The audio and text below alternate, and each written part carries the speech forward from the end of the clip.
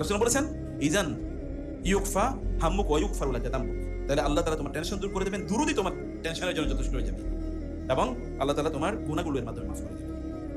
প্রিয় ভাই বোন, নিজের উপর জুলুম করেন না প্লিজ। নিজের টেনশনে রাখো। অধিকাংশ লোক স্কুল পাখি কি কারণে টেনশন। নবী সাল্লাল্লাহু আলাইহি ওয়াসাল্লাম নিজেই বলেছেন শাইয়াবাতনি হুদ ওয়া আখওয়াতুহা ওয়াল মুরসালাত ওয়াল ওয়াকিআ, সূরা ওয়াকিআ, সূরা মুরসালাত, সূরা হুদ, এই সূরাগুলো আমারে বৃদ্ধ বানিয়ে দিয়েছে। মানে এই সূরাগুলোতে কিয়ামতের আলোচনা আছে, তো এটা পড়ে আমি ভয় পাইছি। অথচ যখন তিনি মারা যান তখন তার সব মিলিয়ে সাহাবায়ে কেরাম বলেছেন 16 থেকে 18টা চুল এবং দাড়ি পাকছে মাত্র যখন তিনি ইন্তেকাল করেন। অথচ রাসূল আল্লাহ তাআলা বলেছেন লাআল্লাকা বাখিউন নাফসাকা আল্লা ইয়াকুনু মুমিনিন ফালাআল্লাকা বাখিউন নাফসাকা আলা আথারিহিম ইল্লাম ইউমিনু বিহাদাল হাদিসি আসাফা। আপনি মনে হচ্ছে যেন নিজেকে মেরে ফেলবেন টেনশনে, কারণ এরা মুসলমান হচ্ছে না, এরা ইসলাম গ্রহণ করছে না। তারপরও তার অবস্থায়, কারণ তিনি বারবার কার কাছে তার কথা বলতেন? আল্লাহর কাছে বলতেন। ভাইরা, এই কারণে আমি আপনাদের বলবো যে আপনারা প্লিজ রাসূলের উপর বেশি বেশি দরুদ পড়ুন। মান কারাল কুরআন ওয়া হামিদা রাব্বা ওয়া সাল্লা আলা নবী ফাকাদ তালাবা আল খায়রা মিন মাকামিনি। একটা বর্ণনা আছে, এরকম দুর্বল একটা বর্ণনা আছে, কেউ যদি আল্লাহর প্রশংসা করে, কোরআন তেলাওয়াত করে, রাসূলের উপর দরুদ পড়ে, তাইলে সে মূলত সম্পদগুলো যেই জায়গায়, যেই মানে গুপ্ত ধন, যেই খাজানাগুলো অর্থাৎ যেই ট্রেজারিতে এই সম্পদগুলো প্রেজার্ভ করা আছে, সংরক্ষণ করা আছে, ওই জায়গা থেকে সেই মূলত এবার আহরণ করতেছে তার মত করে, যা চাইতেছে ওইখান থেকে নিচ্ছে। কারণ ওগুলো সব এখানে প্রেজার্ভ করা আছে, সংরক্ষণ করছে, ওইখান থেকে সেই সম্পদ নিচ্ছে। সেই তিনটা কাজ যদি করে, একটা হলো আল্লাহর প্রশংসা, রাসূলের উপর দরুদ এবং কি কোরআন তেলাওয়াত। এটা আমাদের যতদূর সম্ভব এই জায়গাগুলোতে কোনোভাবে কমতি করা কোনোভাবে ঠিক হবে না প্রিয় ভাই। এবং 3 নম্বর যে বিষয়টি এর সাথে আরো সম্পৃক্ত, তা হলো ইস্তিগফার। আস্তাগফিরুল্লাহ, আস্তাগফিরুল্লাহ। আমি বলি যে আপনাদেরকে প্রেসক্রিপশন, তা হলো প্রতিদিন 1000 বার আস্তাগফিরুল্লাহ, আস্তাগফিরুল্লাহ, এইটুকু বলবেন। কি বলবেন? আস্তাগফিরুল্লাহ, আস্তাগফিরুল্লাহ। কতবার বলবেন? 1000 বার। প্রতিদিন 1000 বার বলবেন সাল্লাল্লাহু আলাইহি ওয়াসাল্লাম, সাল্লাল্লাহু আলাইহি ওয়াসাল্লাম। এখন থেকে পড়েন, 1 মাস পড়েন, 1 সপ্তাহ পড়েন, দেখেন আপনার জীবন কি। শুধু দেখেন, জাস্ট টেস্ট ইট। শুধু টেস্ট করেন, অন্য কাজ করবেন না। সব বন্ধ করে, মোবাইল আবার বলছি এগুলো বন্ধ করে, সবকিছু ইন্টারনেট বন্ধ করে, বাসা বন্ধু বান্ধবের সাথে কথা, দরজা বন্ধ করে একেবারে কি করবেন বলেন তো? কি বলছি? আস্তাগফিরুল্লাহ কয়বার আর দরুদ কয়বার, এবং দেখেন কি ঘটেছে, মিরাকল ঘটবে। আপনি বুঝতে পারেন কিভাবে এগুলো হচ্ছে। আমি তো এগুলো করি না, তাহলে হলো কি?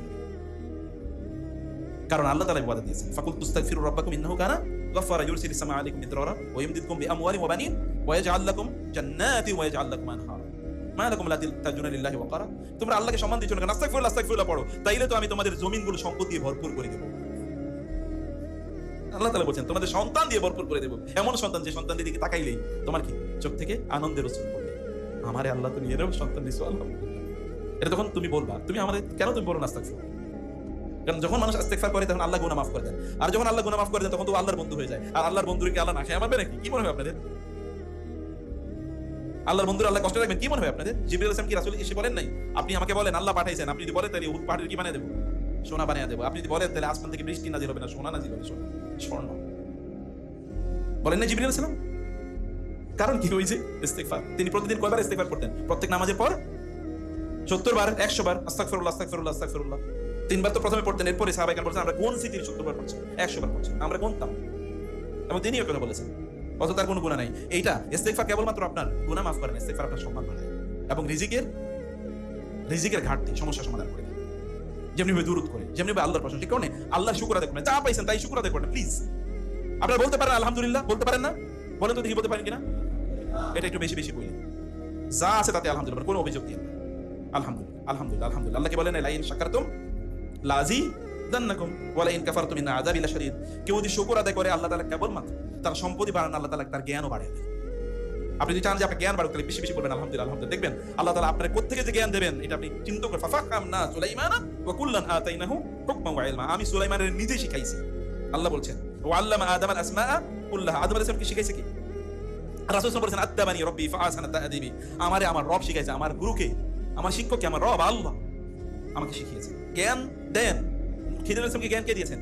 আল্লাহ করেছে। ওই সূরা আছে না, সূরা কাহফে, ফাওয়াজাদা আবদাম মিন ইবাদিনা আতাইনাহু রাহমাতাম মিন ইনদিনা ওয়া আল্লামনাহু মিন লাদুন্না ইলমা। আমি তারে শিখাইছি, আল্লাহ বলছেন। তাহলে জ্ঞান দেন মালিককে, জ্ঞানের মালিককে তিনি, জ্ঞান দেনও তিনি। তিনি আপনাকে, আপনি শুকর আদায় করেন, দেখেন তিনি আপনাকে কিভাবে জ্ঞান বাড়ায়। বলেন আলহামদুলিল্লাহ, আলহামদুলিল্লাহ, আলহামদুলিল্লাহ বলতে থাকেন। আল্লাহ সুবহানাহু ওয়া তাআলাকে ফাঁকি দেয়া যায় না। আপনি আসলে ফাঁকি দিচ্ছেন নিজকে ফাঁকি দিয়ে আপনার লাভ কি? আপনার শেষ, দুনিয়াও শেষ, আখিরাতও শেষ।